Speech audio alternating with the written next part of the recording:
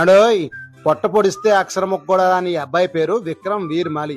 ఈ అబ్బాయిది రాజస్థాన్ లోని సిరోహి అనే గ్రామం. చదువు లేకపోయినా తెలుగు సరిగ్గా రాకపోయినా 10 నుండి 15 లక్షల రూపాయలు వాల్యూ చేసే ఈ షాపుని ఒక్కడే రన్ చేసుకోవడం ఒక ఎత్తు అయితే, వచ్చిన కస్టమర్ని నవ్వుతూ పలకరించి వాళ్ళు వెళ్లకుండా ఏదో రకంగా వస్తువు కొనిపించే నైపుణ్యం ఈ అబ్బాయి దగ్గర నేను గమనించానండి.